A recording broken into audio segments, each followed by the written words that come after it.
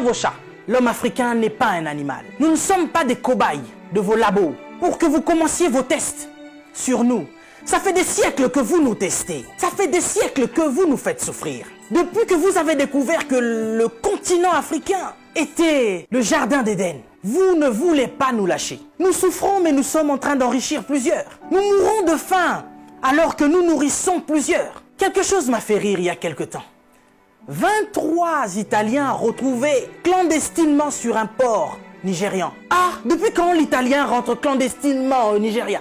Parce que vous voulez aller vous réfugier en Afrique maintenant? Il n'y a pas très longtemps, sur vos côtes, vous chassiez les migrants de vos côtes. Votre Premier ministre a dit qu'il ne voulait plus. Il en avait marre de cette invasion africaine sur ses sols. Nous avons vu un migrant noir mourir dans les eaux de Venise sans que personne ne lui porte secours. Parce qu'il était noir, parce qu'il était africain. Nous avons tort parce que nous sommes africains ou parce que nous sommes riches de nos sols? Parce que nous avons de quoi manger et de quoi nourrir toute cette planète. C'est pourquoi l'Africain souffre. Mais Africain, laisse-moi te dire que tu es fort. Laisse-moi te dire que tu es vaillant. Laisse-moi te dire qu'il en faudra beaucoup plus pour te vaincre.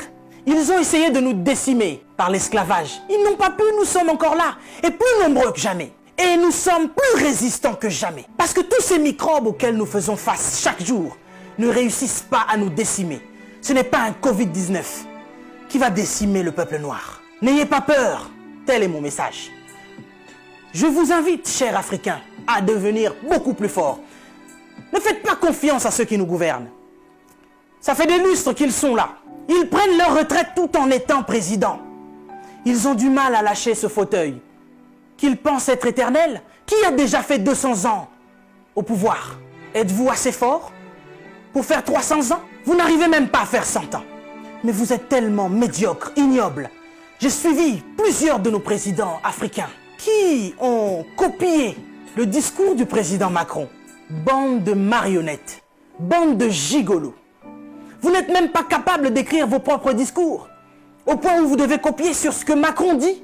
Lui-même, il est en train de mentir à la population française.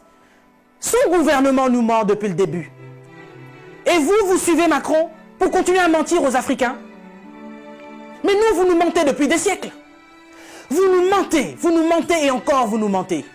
Pour remplir vos poches. Vous vivez dans des palaces, mais vous ne vous souciez même pas de ce que l'Africain doit manger. Oui, nous sommes en deuil. Et depuis des siècles, nous sommes en deuil. Parce que nous ne pouvons pas manger à notre faim. Parce que nous ne pouvons pas avoir de l'eau potable. Parce que nous ne pouvons pas avoir de l'électricité. Regardez à l'est de la RDC. Il y a un génocide qui perdure. Des gens meurent. Qui en parle? C'est sous silence. Et aujourd'hui, l'OMS vient nous parler de la pandémie, de l'épidémie, qui n'a même pas fait 100 000 morts dans le monde. Ces millions de Congolais qui meurent chaque jour. Qu'est-ce que vous en faites? Vous nous parlez de crise? Vous voulez prendre des décisions de crise? Mais nous, ça fait des siècles que nous sommes en crise. Qu'est-ce que vous faites, cher président? À part manger et boire et faire des fêtes. Vous parlez confinement? Oui, l'Africain accepte. Mais nous sommes en confinement, nous, depuis des siècles. Les gens meurent tous les jours de la famine. Ça, ce n'est pas une épidémie, ce n'est pas une pandémie. Des jeunes filles se font exquiser tous les jours en Afrique de l'Ouest. Boko Haram est en train de exterminer des gens. Ils violent des femmes. Ils séquestrent des jeunes filles. Boko Haram, qui leur vend des armes? Qui en parle? Et à cause du Covid-19, vous voulez faire paniquer les Africains qui vivent déjà en panique depuis des siècles. Quand nous voyons nos frères qui essayent de fuir leur continent et qui meurent dans les eaux de la mer, ça c'est un génocide qui perdure depuis des siècles. Et nous en avons marre, nous en avons assez.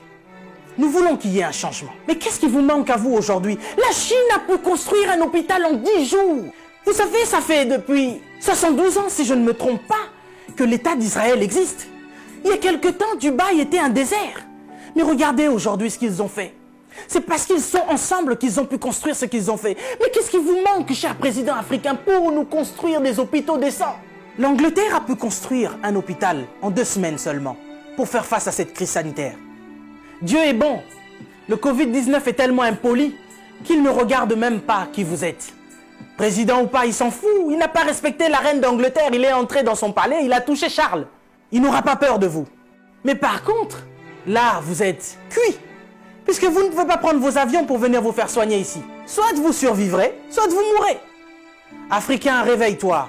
Africain, lève-toi. Si Martin Luther King est mort, si Rosa Parks est mort, si Malcolm X est mort, si Mandela est mort, si Winnie Mandela est mort, nous sommes là pour porter encore plus haut l'étendard de l'Afrique. Et continuer à dire que tant que nous aurons le souffle de vie, nous allons continuer nos revendications. Si cette épidémie ne vous réajuste pas, ne vous enseigne pas, pire va encore arriver.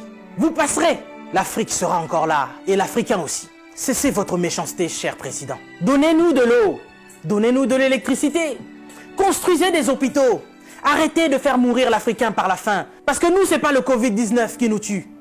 Nous mourrons déjà de la famine. Pendant que vous avez fait des provisions pour vos maisons, ce petit Africain, il va manger quoi, lui? Cette épidémie passera. Nous sortirons de là, certainement. Mais vous n'allez pas vous en sortir ainsi, devant le tribunal de Dieu. Mais avant le tribunal de Dieu, ici sur cette terre, vous serez jugés. Africain, sois fort. Que personne ne te fasse peur. Respectez les règles d'hygiène, mais n'ayez pas peur. Nous sommes forts. C'est Dieu qui nous protège. Et que Dieu vous protège, chers Africains. Que Dieu vous garde là où vous êtes. Le combat n'est pas encore fini. Ça ne fait que commencer. Que Dieu nous fasse justice.